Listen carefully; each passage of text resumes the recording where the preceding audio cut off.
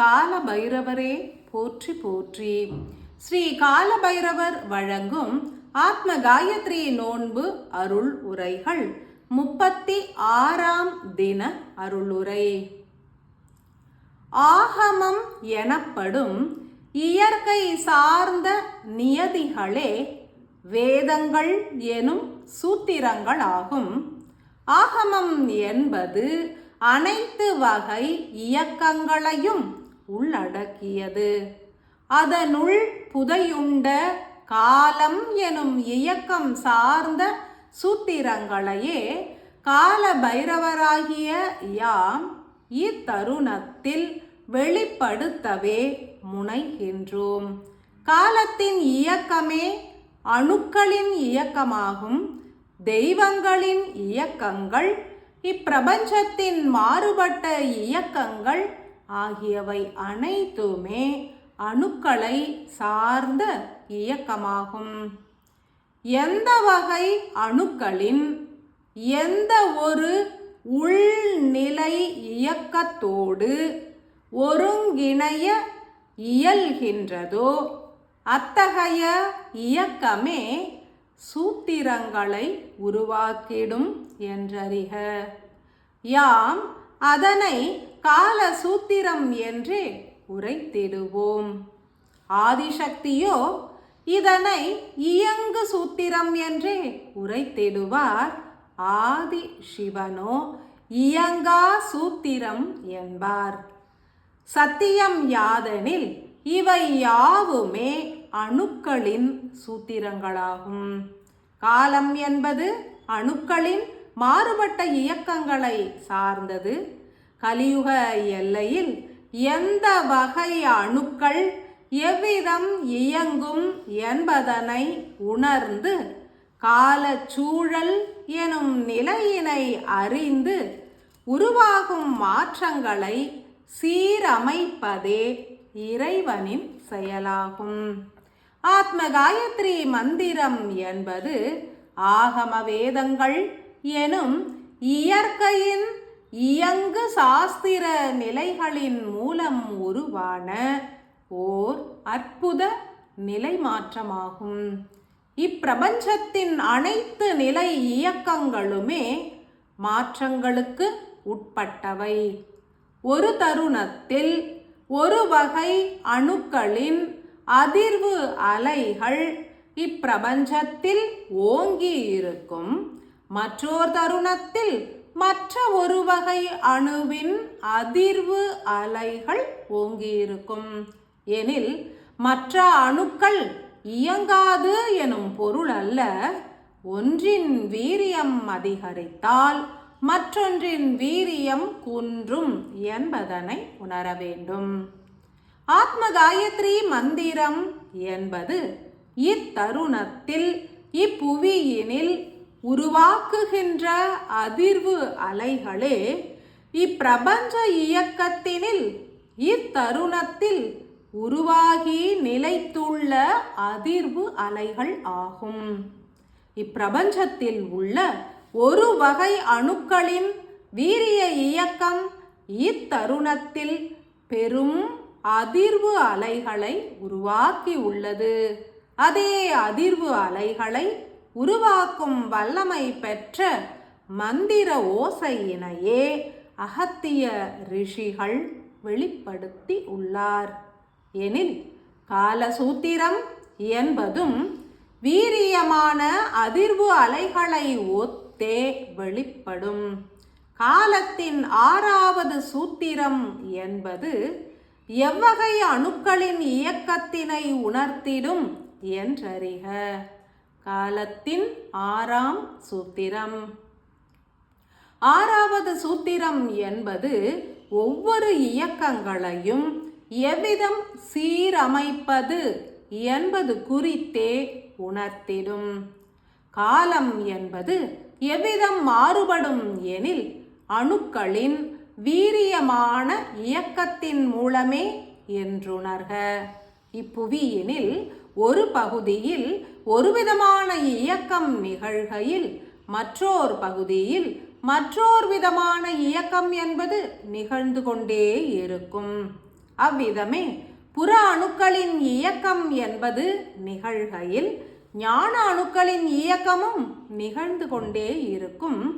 எனினும் சில தருணங்களில் ஞானம் ஓங்கி இருக்கும், பல தருணங்களில் புற இயக்கம் ஓங்கியிருக்கும்.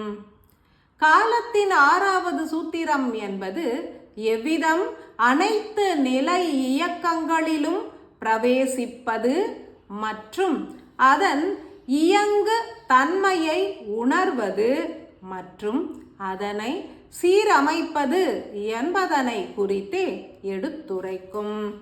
ஆத்ம காயத்ரி மந்திரம் உரைக்கையில் மனம் எனும் கருவியினை புறத்தினில் நிகழ்கின்ற நிகழ்வுகளின் மீது செலுத்தி அதனை அறிவது முதல் சூத்திரம் என்றும், மந்திரம் உரைத்த பின் அமைதி காக்கும் தருணம் மனம் எனும் கருவியானது எவ்விதம் நிர்மல அணுக்களின் அதிர்வு அலைவரிசையோடு பிணைகின்றது என்பதனை உணர்த்துவது 2வது சூத்திரம் என்றும், உரைத்து கொண்டே இருந்தால் எவ்விதம் நேர்மறை அணுக்களின் அதிர்வு அலைவரிசையோடு இணைந்து இயங்கிட இயலும் என்பதனை உணர்த்துவது 3ஆம் சூத்திரம் என்றும், அட்சரமட்சரமாக ஆழ்ந்து மெல்லன உரைக்கையில் எவ்விதம் மனமானது ஞான அணுக்களின் நேர்மறை ஆற்றல்கள் வெளிப்படுத்தும் அதிர்வு அலைகளோடு ஒருங்கிணைகின்றது என்பதனை உணர்த்துவது 4ஆம் சூத்திரம் என்றும், சர்வ எனும் சொல்லினை சரணாகத நிலையினில் எடுத்துரைத்தால் நிகழும் அற்புத மாற்றம் குறித்து எடுத்துரைப்பது 5ஆம் சூத்திரம் என்றும் பூரணமாய் அறிய கடவது. 6ஆம் சூத்திரம் என்பது ஆத்ம காயத்ரி மந்திரத்தின் ஆழ்ந்த பொருள் உணர்ந்து இப்பூ உலகினில் வாழ்கின்ற அனைத்து ஆன்மாக்களின் விடுதலையினையும் வேண்டி உருகி உரைக்கையில் உருவாகும் உன்னத நிலையினை எடுத்துரைக்கும். ஞான அணுக்களின் ஆழ் மைய அதிர்வு அலைகளை மனம் எனும் கருவி கொண்டு தீண்டிடல் வேண்டும். மனம் எனும் கருவியே எந்த ஒரு அதிர்வு அலைகளோடும் எளிதாய் ஒன்றி கலப்புறும் ஆற்றல் பெற்றது. ஏனெனில் மனம் எனும் கருவிக்கு தனித்த அதிர்வு அலைவரிசை என்பது கிடையாது.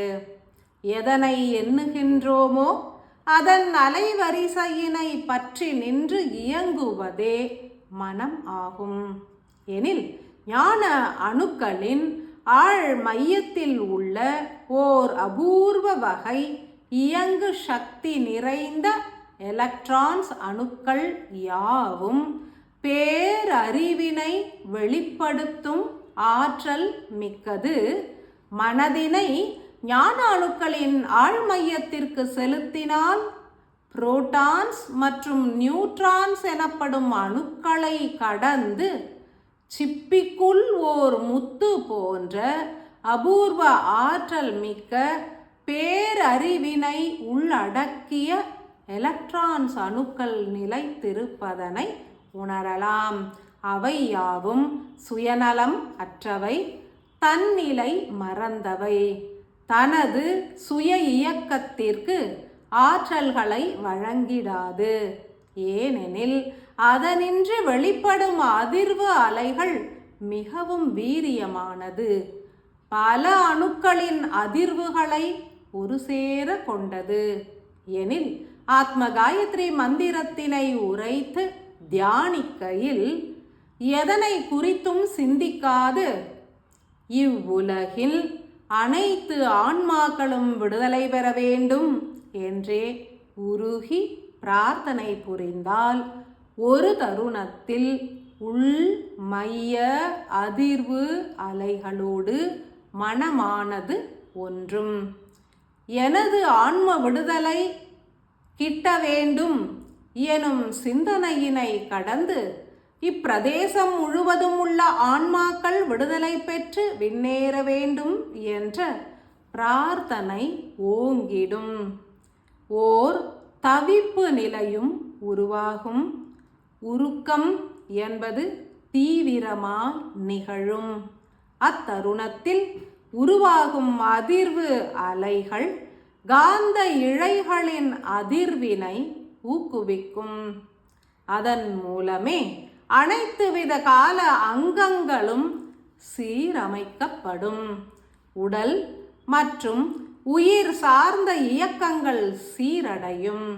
ஏனெனில் ஞான அணுக்களின் ஆழ் மையத்தில் உள்ள பேரறிவு அனைத்தினையும் சீரமைக்கும் வல்லமை பெற்றது.